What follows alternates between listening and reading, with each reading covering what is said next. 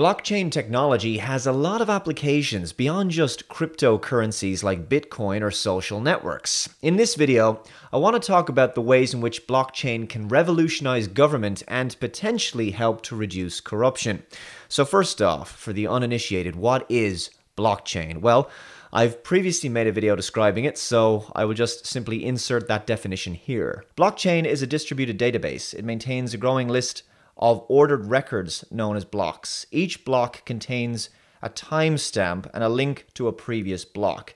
Blockchains, by their design, are resistant to modification of their data once recorded. Data in a block cannot be altered retroactively. Through the use of a peer-to-peer network and a distributed timestamping server, a blockchain database is managed autonomously. Blockchains are an open, distributed ledger that can record transactions between two parties efficiently and in a verifiable and permanent way. The ledger itself can also be programmed to trigger transactions automatically. Now, obviously, we've known for some time that governments are a little twitchy about systems such as Bitcoin because they're decentralized and therefore they're a monetary form that cannot be regulated in a central bank. The middleman is completely cut out. But blockchain can also help to resolve inefficiencies in other areas of society. 2 years ago, a software company called Epigraph and a startup called Factom began to collaborate with the government of Honduras on an interesting test project. The pilot program seeks to implement blockchain in running the country's land registry ledger, which would not only be safer for landowners and record keeping, but would be practically incorruptible. That's the beauty of blockchain's full transparency. The usual means of engaging in fraudulent transactions becomes impossible. Traditional public ledgers are fairly easy to manipulate and alter retroactively, and of course, it's not easy to determine exactly who was responsible for committing these changes after the fact. With every transaction made in the blockchain, everything is traced and verified by the contiguous nature of how the data is stored and recorded in the database. The aim of the Honduras project was to see if this program would lead to blockchain being incorporated into government ledgers and other databases. From Coindesk.com, Factom's system includes native timestamping and provides a distributed mechanism to lock in data, making data verifiable and independently auditable. Through employing the technology, Factom enables people and businesses to use a mathematically provable third-party notarization service which is immune to manipulation. Factom uses the Bitcoin blockchain to anchor entries so they are time-stamped and proven. However, Factom has its own blockchain and network of federated servers where companies can create Factom chains to insert as many records as they want. The advantage of this is that a land title registry, for example, can insert millions of records in one or more Factom chains at very low cost. When they are ready, they can then anchor all of these records with one hash on the Bitcoin blockchain. The system utilizes the strength and immutability of the blockchain to create a system that secures ledger data and renders it almost unhackable. Factom's VP of Business Development said the Bitcoin blockchain is secured by more computational power than all of Google's servers combined, stating that the decentralized hashing power of the network makes it impossible to hack and change data. Imagine being able to truly hold governments to account because of blockchain's transparency. Every business transaction could be verifiable and secure by means of cryptographic hashes. This would become a new industry standard in public sector record keeping that would reduce errors and ensure authenticity of the data. One of my patrons by the name of Dan Morin is a Bitcoin professor and developed a very interesting proposal with Zachary Caceres. The project was known as MoneyBit, an open source anti-corruption public finance platform for Bitcoin. MoneyBit is an open source platform that allows municipalities to make their finances completely transparent using public Bitcoin wallets. Each Bitcoin transaction made by the municipality is tagged with the purpose of the transaction as well as the source and the recipient of the money.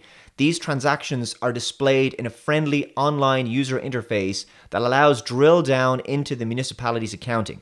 This system is combined with a crowdsourced audit system and anti-corruption prediction market we call the Audit Trigger. Audit Trigger is MoneyBit's crowdsourced audit system and corruption prediction market. Within the MoneyBit's interface, the public may vote up or down a transaction and also bet on the likelihood that a transaction is corrupt using MoneyBit's Audit Trigger corruption betting market. After certain thresholds are met, example 100 downvotes or $500 of bet pledges, the software automatically triggers a request for an independent audit of an expense or contract. It also posts the contract or expense on the front page of the MoneyBit interface, which brings it to the attention of all users. If the independent audit finds that the transaction was corrupt, MoneyBit awards the citizen auditors with public damages in proportion to their bet on the likelihood of corruption. Much like a betting pool or a prediction market like Intrade, the award for finding corruption comes from the compensation structure of the corrupt employee or employees, similar to the national bonus system currently used by Singapore. In 2015, John Palfreyman wrote, "The financial services sector are likely to be the early adopters of blockchain, but the use cases for government are most compelling. A couple of examples are open supply chain. Dr. Steiner in Business of Fashion says, every physical object we buy comes with a story, a journey of people, places, and materials.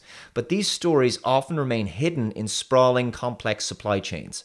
The European Union demands more information about corporate supply chains with penalties for non-compliance.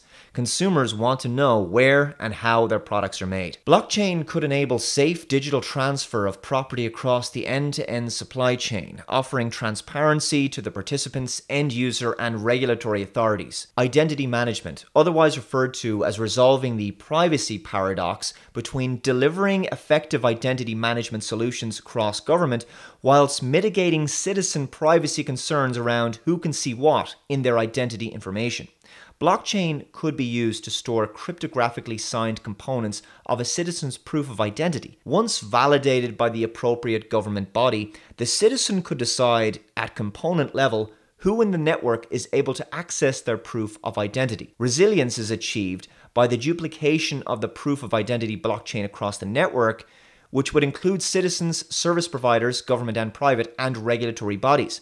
There's no doubt that the application of blockchain at the financial services level is going to take off before too long, but also we're seeing it used by new startups and even peer-to-peer social media and online content creation networks. Despite the fact that blockchain would revolutionize the way auditing, public finance, supply chain, and contracts will be managed in the future, I can imagine some governments trying to resist it for obvious reasons. This is why we keep hearing the establishment trying to mire Bitcoin in controversies. I mean, really, what government wants to operate in a system where they'd be forced to have their feet held to the fire on every move they make? Blockchain used in this way has the power to illuminate every corner the establishment would prefer to remain in darkness. And that's exactly why we need it.